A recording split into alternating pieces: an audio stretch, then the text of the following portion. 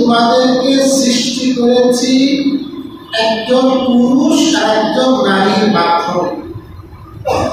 এর আগের আয়াতে আলোচনা হয়েছে যে তোমরা কুধারণা থেকে বাঁচো, জীবন করা থেকে বাঁচো, মানুষের পিছনে লাগা থেকে বাঁচো। কিছু নসিহত করছিল না? এখন এই জায়গাতে বলতেছে এইবার তোমাদের দরকার কি? আমি আল্লাহ তো তোমাদেরকে সৃষ্টি করেছি এক পুরুষ আর এক মহিলার মাধ্যমে। তিনি কে? আদম আর হাওয়া। আদম আর হাওয়া, ইনার মাধ্যমেই তো আমরা সবাই। আমাদের সবার গোড়া কি? আমাদের প্রত্যেকের গোড়া এক। আমরা এক মা বাবার সন্তান। তো যখন তোমরা একই মা বাবার সন্তান, তাহলে তোমরা কেন একে অপরের পিছনে লাগে? কেন তোমরা একে অপরের জীবন করো? কেন তোমরা একে অপরের প্রতি সাধন? তোমরা তো সবাই এক সন্তান, পুরুষ মহিলার মাধ্যমে আমি তোমাদের জানাইছি। অথবা বিভিন্ন জাতিতে বিভক্ত করেছি, বিভিন্ন গোত্রে বিভক্ত করেছি পরিচয়ের জন্য। কিসের জন্য? একই নামের বিভিন্ন মানুষ থাকে, বলা যায় যে গোত্রের আগ্রহ। এর প্রাসঙ্গিকতা তোমাদের বলি।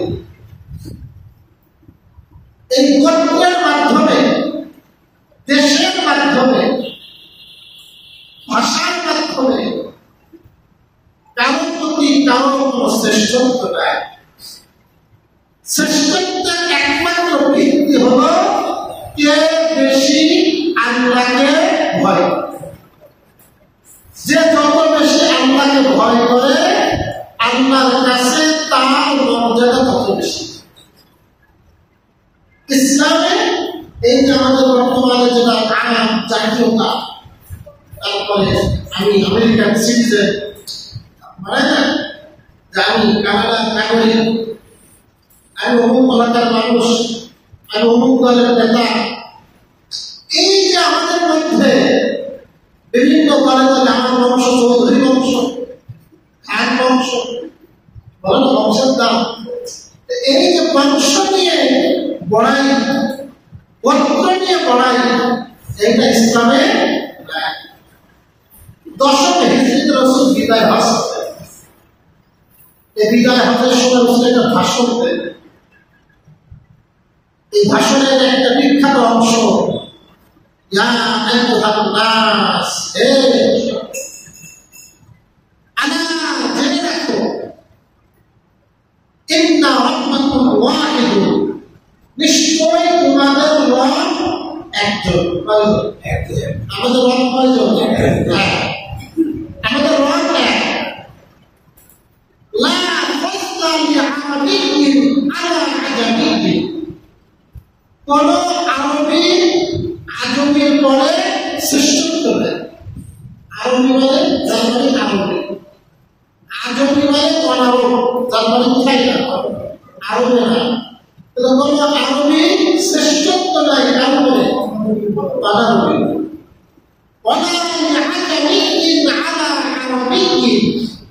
আমার অনারবিরও শ্রেষ্ঠত্ব নাই আরবের।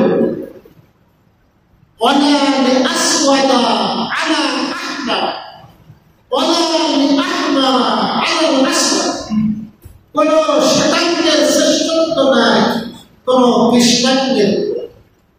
আমার কোন কারোর শ্রেষ্ঠত্ব নাই কোন ধলার। আমি সাদা মানুষ, আমার মর্যাদা বেশি, এটা ইসলামে নাই। হ্যাঁ, শ্রেষ্ঠত্ব আছে শুধুমাত্র কিসের কি বলে? তাকওয়া। কার অন্তর্গত বেশি আল্লাহর ভয়? কার হৃদয়ে আল্লাহর ভয়ে পূর্ণিত হয়? কে আল্লাহর ভয়? আমাকে একদিন আল্লাহর সামনে দাঁড়াতে হবে, আমার প্রতিটি কাজে হিসাব দিতে হবে। এই কথা স্মরণ করে চোখের পানি ছাড়ে আল্লাহর কাছে কান্না মাওলা তুমি আমাকে মাফ করে দাও। কে কত বেশি চোখের পানি ছড়াতে পারে, কে কত বেশি অন্তর কম্পিত হয়, কার মধ্যে হক গ্রহণে বেশি আগ্রহ আর আগ্রহ আছে, ওই ব্যক্তির মর্যাদা আমার কাছে আছে। বুঝতে পারে? আল্লাহ বলেন আমি কিন্তু তোমাদেরকে পুরুষ আর একজন মহিলা দ্বারা সৃষ্টি করেছি। এই জন্য আমাদের মধ্যে যদি প্রতিযোগিতা থাকার মতো কিছু থাকে, প্রতিযোগিতা হওয়া উচিত কে কত বেশি আল্লাহ ভীরু হবে। ও মসজিদে আসে তালাওয়াত করে, আমি থেকে তালাওয়াত করব। ও প্রথম কাতারে নামাজ পড়ে, আমি প্রথম কাতারে নামাজ পড়ব। ও সত্তা করে, আমি করব।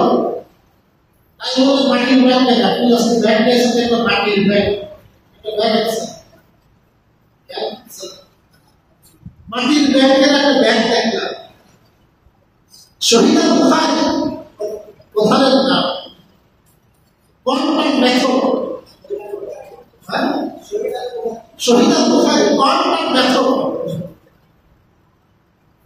ওর এই সমস্ত মাটির ব্যাগ আছে, বলে মাটির ব্যাগ থাকবে বাড়িতে, তাহলে একটা নিয়তে টাকা দেবে হলে আপনার ছেলের চাকরি হচ্ছে না, টাকা দেবে। যতক্ষণ চাকরি না টাকা দিতে থাকবে ওরা খুশি হচ্ছে না, ওরা খুশি করবে। খুশি করার পরে এরপরে ব্যাগটা ধরে অফিসে দিয়ে আসবে। বুঝলেন না? এইরকম শরীরে কিছু আছে। আর ওই টাকা ওরা ওদের মন মতো খরচ করে। ওদের বহু আকিদা ইসলাম শিক্ষা করছে, এটা আমার আলাদা প্রশ্ন। ভাইরা ওদের মানে খুব সুন্দর সুন্দর সালামদের হাসি মুখে, রেগে গেলেন তো হেরে গেলেন, কি বলে ওরা? রেগে গেলেন তো হেরে গেলেন। সুন্দর কথা, ভালো বাণী দিলে গেলে। যাই হোক, আমাকে আল্লাহ পাক শ্রেষ্ঠত্ব দিয়েছেন তাকওয়ার বিনিময়ে। আল্লাহ পাক এই তাকওয়া আমাকে অর্জন করার তৌফিক দান করুন। আল্লাহ বলে ইন্নাল্লাহা আলিমুন খাবীর, নিশ্চয় আল্লাহ সব কিছু এনে বসে। সমুদ্রের তলদেশের এলেন এই জ্ঞান কার আছে? আবার সাত আসমানের খবর আমার আছে। পর্দার আড়ালের সমস্ত তথ্য আমার রবের আছে। আবার খবীর, আল্লাহ সব বিষয়ে অবগত। আল্লাহ কিন্তু দুটাবাজি করা যাবে। ওই যে এক ভাই বলছেন আমাদের নামাজের আগে যে হুজুর টঙ্গীর ইমাম খতিব মুফতি মহিবুল্লাহ মিয়াদের তো কি করা হয়েছে শুনছিলাম, প্রথমে অপহরণ করা হয়েছে। সে নিজেই বলছিল আমাকে অপহরণ করেছিল ইসলামরা, হাসপাতালে বেডে সে বক্তব্যগুলো দিয়েছিল। এখন ওই বক্তব্যের পরে এখন আজকে আমার নতুন সংবাদ আসছে, পুলিশ বলতেছে না তাকে অপহরণ করা হয়, সেও বলতেছে অপহরণ করা হয়। কি হয়েছে? আমি একা কাছে চলে গেছি পঞ্চগড়ে। আমার তোমার পায়জামা বই আমার ঠান্ডা লাগছিল, বিষাদ লাগছিল, বিষাদ লেগে গেছে, পায়জামা খুলে ফেলেছি। একটা শিকল পাইছি, শিকল নিজের ভাই দিয়ে ঠান্ডা লাগছে তো শুয়েছিল। বুঝলেন কি কথা? এখন ঘটনা কি ঘটছে এটা তো আমিও জানি না, আপনি জানেন? আপনি কোনটা বিশ্বাস করব? এ ব্যাপারে আল্লাহ পাকের কোরআনের আয়াত আছে। এই বিষয়ে কোরআনে কি আছে? আল্লাহ বলে ওয়ালা তাকফু মা লাইসা লাকা বিহি ইলমুন ইন্নাস সামআ ওয়াল বাসারা ওয়াল ফুআদা কুল্লু উলাইকা কানা আনহু মাসউলা। যেই বিষয়ে তুমি জানো না ওই বিষয়ের পিছনে তুমি পড়ো না, নিশ্চয়ই তোমার কর্ম, নিশ্চয়ই তোমার কর্ম, ওয়াল বাসারা তোমার দৃষ্টি, ওয়াল ফুআদা তোমার অন্তর, এর প্রত্যেকটার বিষয়ে আল্লাহর কাছে জিজ্ঞাসা করা হবে। কুল্লু উলাইকা কানা আনহু মাসউলা। এগুলো যেই বিষয়ে আমি জানি না, এখন যেহেতু তথ্য আরেকটা এসে গেছে, আমার তো আল্লাহ সম্পর্কে জাতিকে জানার সুযোগ করে দেব। কিন্তু যেহেতু আমি সরজমিনে ছিলাম না, যে একটা করে জেদ ধরে একটা পক্ষ অবলম্বন করতে পারবো না, যতক্ষণ আমার কাছে আরো বেশি দলিল স্পষ্ট হয়। বুঝতে পারা আবু বকর সিদ্দিক রাদিয়াল্লাহু তাআলা ওরা বাবার করছিল, উনি এই কথা বলছেন, আইয়ু সামাই তুযিলুনি ওয়া আইয়ু আরদিন তুযিলুনি ইন আকুলু মা লা আ'লাম। যেই বিষয়ে আমি জানি না সেই বিষয়ে যদি আমি বলি তাহলে আমি আল্লাহর কাছে ভয় পাই, আসমান বুঝে আমার ছায়া দিবে না, জমিন আমাকে বহন করবে না, আমি হয়তো পানিতে বসে যাই হোক। আসল কি ঘটনা ঘটেছে আমাদের তো কখনো বিশ্বাস হয় না এরকম একটা বৃদ্ধ মানুষ, সুস্থ মানুষ এই জাতীয় একটা মিথ্যা কথা বলতে আমাদের বিশ্বাস হয়। হয়তো আল্লাহ জানেন আর অন্য কোনো বিষয় হয়েছে কিনা এটা আমরা হয়তো সামনে জানতে পারবো। আল্লাহ সকল ফেতনা থেকে আমাদেরকে হেফাজত করুন। সরকার ইসলামকে খুব ভয় পায়, কাকে খুব ভয় পায়? মোল্লারে ভয় পায় না, কাকে ভয় পায়? ইসলাম নাম শুনলেই ভয় পায়। পুলিশ বলতেছে এখন তদন্ত চলতেছে, আপনারা আগে থেকে কাউকে দোষারোপ করেন না। প্রথম দিনের ঘটনা যে এখন তদন্ত চলতেছে, কোন দলের নাম এসে জুড়ে দিয়ে না, পুলিশ বলতেছে। আর পুলিশ সচিব প্রেস লিখতেছে যে এই কাজের সাথে ইসলাম জড়িত নয়, তদন্ত রাখে। এই ইসলামে কি করে মানুষ ভয় পায়। ৭২ তখন শুনলাম ৩২ টাকা জমি ঢাকায় গত সরকার ১ লক্ষ টাকার বিনিময়ে স্টেশন দিয়ে দিয়েছে। কয় টাকা জমি? ৩২ টাকা জমি। এক টাকা জমি ঢাকায় কত টাকা দাম হয়? ৬০ যদি ৩০ লাখ টাকা হয়, ওই জায়গায় তো টাকাই কত। চিন্তা করে আল্লাহ চক্রান্ত থেকে আমাদেরকে হেফাজত করুন। অকুল জাল হক ওয়া যাহাকাল বাতিল ইন্নাল বাতিলা কানা যাহুকা। হক আসছে, মিথ্যা দূষিত হয়েছে, মিথ্যা এটা দূষিত হবে।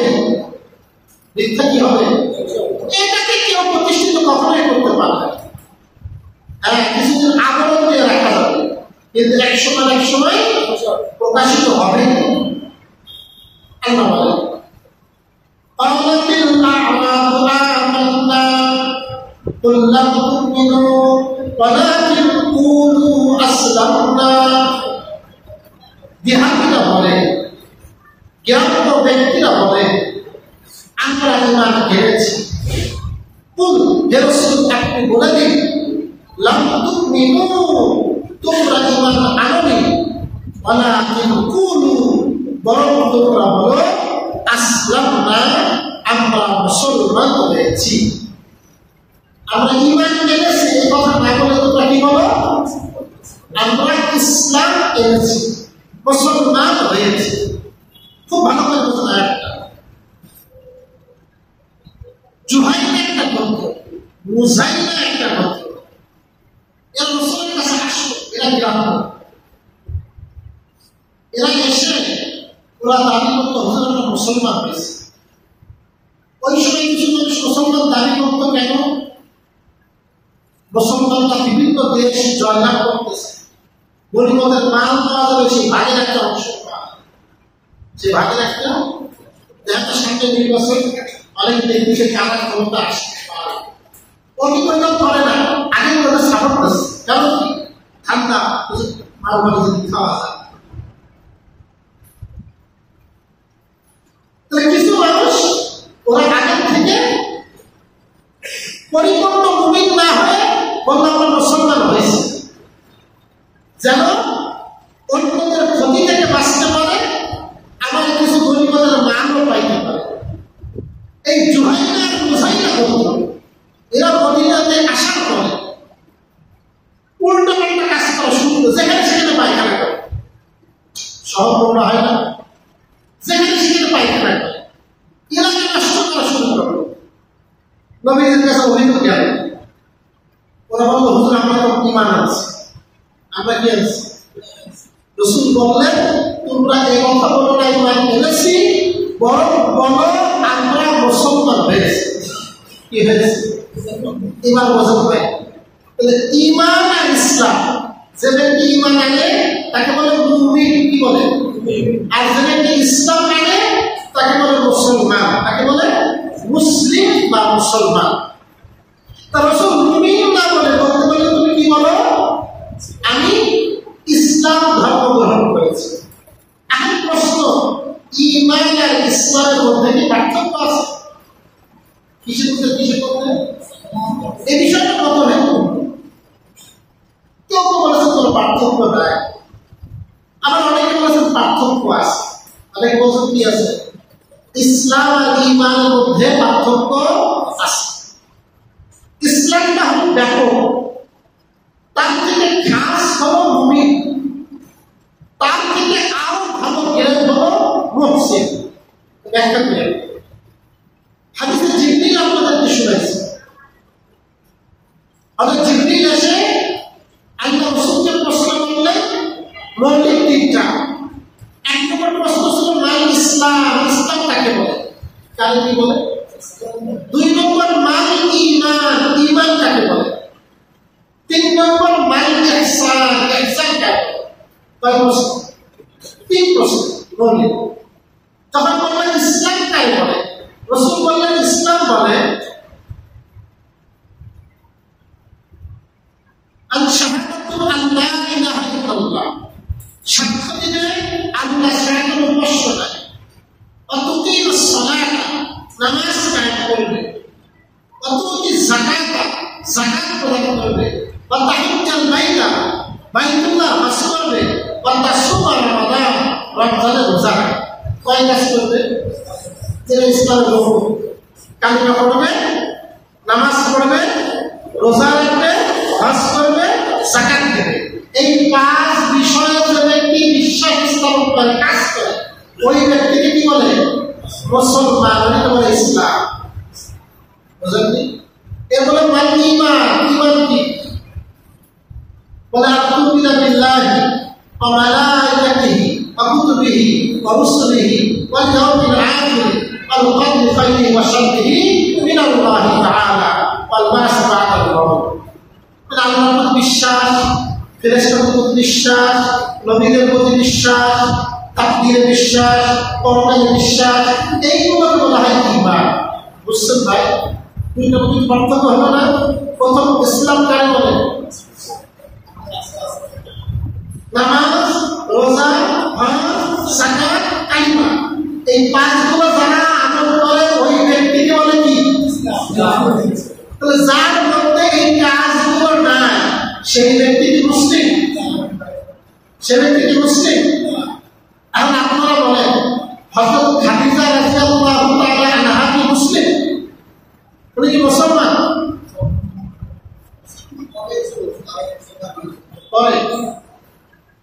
ইসলামের সর্বপ্রথম ইসলাম ধর্ম গ্রহণিত করেছে সর্বপ্রথম মুসলমানের নাম কি? আল্লাহ আপনাদের কতবার বলছেন সর্বপ্রথম। আমরা আয়েশা সিদ্দিকা বলেন ইন্না খাদিজাতা আসলামা আউওয়ালান, সবার আগে মুসলমান হয়েছেন কে? খাদিজা। সবার আগে এক নম্বর। এখন আমরা আগে পাইলাম ইসলাম কাকে বলে? যার মধ্যে 5 গুণ থাকবে। এদিকে পাইলাম আয়েশা সিদ্দিকার হাদিস, আর সর্বসম্মত সিদ্ধান্ত যার মধ্যে হযরত খাদিজা হলেন সর্বপ্রথম মুসলমান। সর্বপ্রথম আগে পাইলাম ওইগুলো আপনি মুসলমানই থাকে না। এখন তাহলে এই কথা বলা যাবে যে হযরত খাদিজা জীবনে কোনোদিন একক নামাজ পড়েনি, একদিনও রোজা রাখেনি, কোনোদিন যাকাত প্রদান করেনি, হজ করেনি, একদিনের জন্য পর্দা করেনি। এগুলো বলা যাবে? এই কথা কিন্তু বলা যাবে। এই কথা কিন্তু কি করা যাবে না? বলা যাবে না। অনেকে বলতে বলতে একদম পর্যন্ত চলে যাবে। খুব ভালো করে বসে যাবে। রাসূলুল্লাহ সাল্লাল্লাহু নবী হয়েছেন 40 বছর বয়সে। কত বছর? 40 বছর। এই 40 বছর বয়সটা নবী হন। আর রাসূলের মেরাজ হয়েছে রাসূলের বয়স তখন 51। কত? এই মেরাজে রাসূলকে 5 ওয়াক্ত নামাজ দেওয়া হয়। কয়টা নামাজ? আর রাসূলের বয়স তখন 50। রাসূলের বয়স যখন 50, তখন হযরত খাদিজার ইন্তেকাল হয়। কেন ইন্তেকাল হয়? তাহলে নামাজ 5 ওয়াক্ত ফরজ হয়েছে নবীর বয়স তখন 51। আর হযরত খাদিজা মারা গেলেন রাসূলের বয়স তখন 50। তো 5 ওয়াক্ত নামাজ ফরজ হওয়ার পরে না আগে? তবে 5 ওয়াক্ত ফরজ নামাজ তারপরে আমি পানি। বুঝছেন তো? তাই বলে তুমি বলতে নামাজ পড়েনি, খুব ভালো করে বোঝেন। বিখ্যাত 3টা কিতাবের নাম বলি। একটা নাম হলো আত-তাবাকাতুল কুবরা। কি নাম? আত-তাবাকাতুল কুবরা ইবনে সাদ, সংক্ষেপে বলে তাবাকাত ইবনে সাদ। এর বিখ্যাত রাসূলের জীবনী। 2 নম্বর সিরাত ইবনে হিশাম, সিরাতে এটা বাংলা হয়েছে, বিখ্যাত রাসূলের জীবনী। 3 নম্বর সিরাতে ইবনে ইসহাক, সিরাতে।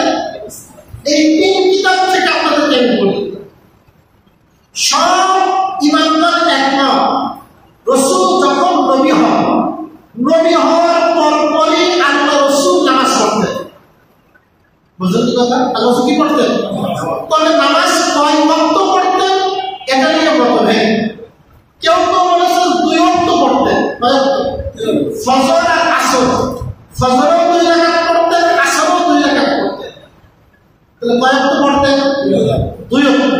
আবার কেউ বলেছেন 2 ওয়াক্ত না, রাসূল তাহাজ্জুদ শুরু করতেন, শেষে রাতে নামাজ পড়তেন। বুঝছেন কথা? তাবাকাত ইবনে সাদের বর্ণনা, ইবনে ইসহাকের বর্ণনা,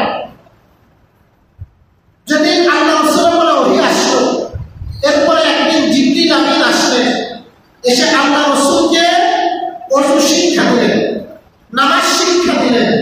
এরপর আল্লাহ রাসূল হযরত খাদিজাকে সাথে করে নিয়ে নামাজ আদায় করলেন।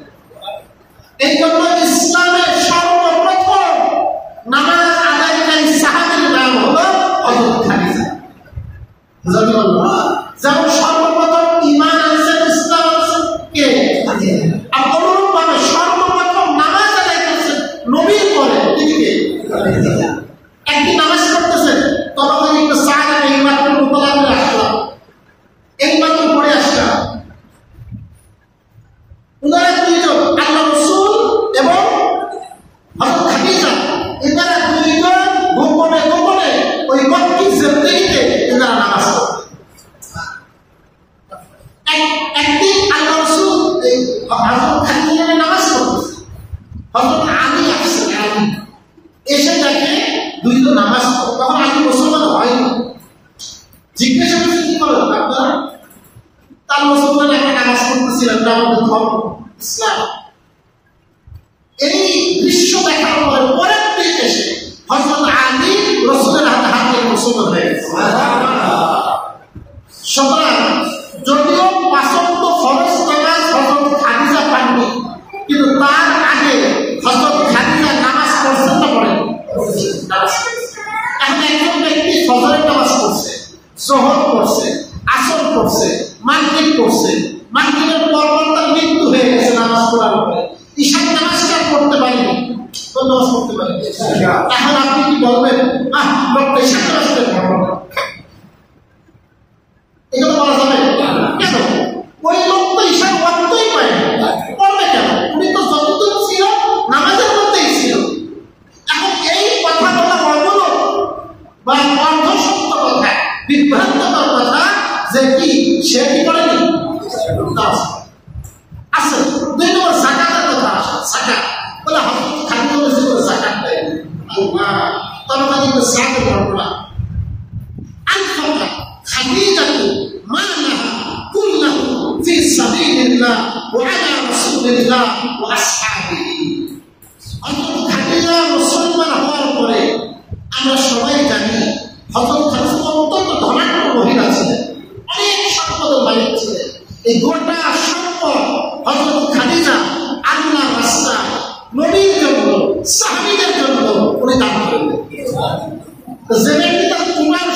ত্যাগ করে দিন, আপনি বলবেন জাকাত দেন। জাকাতের প্রক্রিয়া 40 ভাগের 1 ভাগ দিতে হবে। এই সিস্টেমটা যখন চালু হয়েছে তখন উনি ছিলেন না, মারা গেছে। কিন্তু এর আগে যতদিন বেঁচে ছিলেন, যেটা ফজর পড়লো, জোহর পড়লো, আসর পড়লো, মাগরিব পড়লো, সেদিন মারা যাইতো, হিসাব করতো না করতো।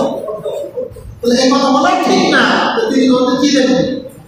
জাকাত দেবেন। এরপরে আসে তিনি হজ করেন, ওয়াকানা তাখরুজু মা'আল নিসাইহা, বলেন রাসূল নবী হওয়ার আগে, হজ ফরজ হওয়ার আগে, মক্কা থেকে হিজরত করার আগে যে কয় বছর মক্কায় ছিলেন, আল্লাহ রাসূল কিন্তু হজ করতেন।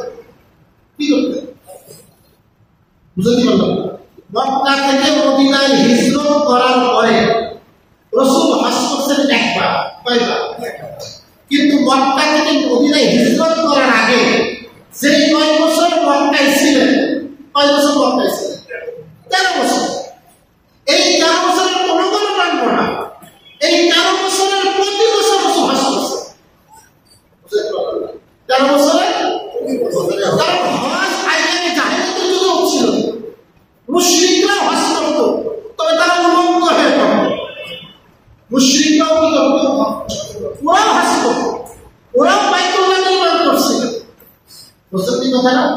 একবার মানে আল্লাহ রাসূল প্রতি বছর হজ করেছে, আরেকবার মানে কতটি হজ করেছে জানা যায় না, কিন্তু হজ করেছেন এটা নিশ্চিত। বুঝতে কি কথা? এবং এটাও তামাক্কা ইবনে সাদের বর্ণনা যে হযরত খাদিজা রাসূল সাল্লাল্লাহু আলাইহি ওয়াসাল্লাম তার অন্যান্য মহিলাদের সাথে তিনি ওই সময়ে ওই জামানায় তিনি হজ করেছেন। কি করেছেন? এবার আসেন রোজা রাখছেন কিনা? وكانت خديجة تصوم الله أكبر مع رسول الله صلى الله عليه وسلم قبل أن يفرض رمضان. حضرت خديجة রমজানের রোজা ফরজ হওয়ার আগে রাসূলুল্লাহ সাল্লাল্লাহু আলাইহি ওয়াসাল্লামের সাথে উনি রোজা রাখতেন। হ্যাঁ, ফরজ রোজা তিনি পান, রমজানের রোজা তিনি তার আগেই তার মৃত্যু হয়ে গেছে, কিন্তু তিনি যতদিন মক্কায় ছিলেন রোজা হয়েছে। জীবনে পর্দা করেন একদিনের, এটা হলো হযরত খাদিজা। খুবই খাদিজা মা না, আমাদের মা না, উম্মাহাতুল মুমিনিন না, আর আমাদের মা বেপর্দা সত্যি বলা যায় কিরকম কথা। হযরত খাদিজা তো আমরা ইতিহাসের সব কিতাবে আপনি পাবেন, উনি এত পবিত্র ছিলেন, এত সচ্চরিত্রবান ছিলেন, এত নিজেকে আড়ালে রাখতেন যে সমস্ত মানুষ ওই জামানায় তার উপাধি দিয়েছিল আত্মাহেরা। কি ছিল বলেন? আত্মাহেরা মানে পবিত্র, তাহেরা। আল্লাহ, এমন তিনি ব্যবসা করতেন, এই ব্যবসাটা নিজে করতেন না। ওই জামানায় মহিলারা নিজেরা ব্যবসা করত, উনি নিজে না করে উনি অন্য মানুষের কাছে টাকা দিয়ে পাঠাইত, কিন্তু নিজের ব্যবসার জন্য তখন বাজার ঘাটে যায়। কে? এমনকি নবীর সাথে যখন বিবাহ হয়, বিবাহের মজলিসে লজ্জায় উনি ছিলেন না, ওনার পক্ষে ওনার চাচা রাসূলের সাথে ওনার বিবাহ করা হয়েছে। আমাদের জামানায় মহিলারা একসাথে বসে বিয়ে করে না, দেখবেন বিভিন্ন মজলিসে বিয়ে করে, কনভেনশন সেন্টার পাশাপাশি বসে সুন্দর সিস্টেম আছে। বলেন বলুন বলার আগে কি করবেন? আরে এত সময় বলে, আরে লজ্জা সব করে গেল। আমাদের সাথে আমাদের বিবাহ করতে আমাদের সাথে অন্য লাগছে, পুরুষ মানুষ সে আসতে কথা বলে করেছে। আর আমার মহিলারা কি বলে? সে এত জনে বলে যে আর ঘরে শোনা। বুঝলেন কি কথা? কিন্তু হয়তো খাদিজা এত লজ্জাশীল ছিলেন, উনি নিজে আসেননি, ওনার চাচারে পাঠাইছে। প্রিয় ভাইরা, সুতরাং এই কথা বলা যে উনি কি করেননি, একদিনও পর্দা করেননি, এই কথা শোনা বা অর্থ শোনা। এই কথাগুলো যদি আমি বলি যে একজন নামাজ পড়েননি, শুধুমাত্র স্বামীর কষ্ট দেননি, এই কারণে সে জানতেন, এই কথাটা ভুল মেসেজ যাবে। অনেক মহিলারা বলে পাবে কি তাহলে আমার জীবনে নামাজ পড়বো না, রোজা রাখবো না, হজ করবো না, যাকাত দেবো না, শুধু স্বামীর সেবা করলেই কি পেয়ে যাবে? শুধু স্বামীর সেবা করলে হবে? কখনো হবে না।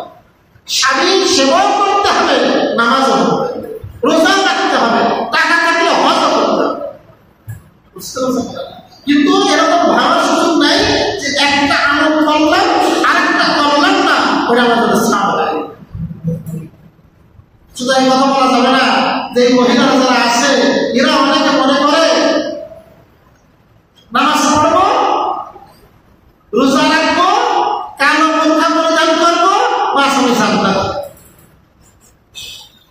অবশ্যই তারা জান্নাতি যারা নামাজ পড়বে, রোজা রাখবে, পর্দা করবে, স্বামীর খেদমত করবে, এগুলো তো অবশ্যই জান্নাতি।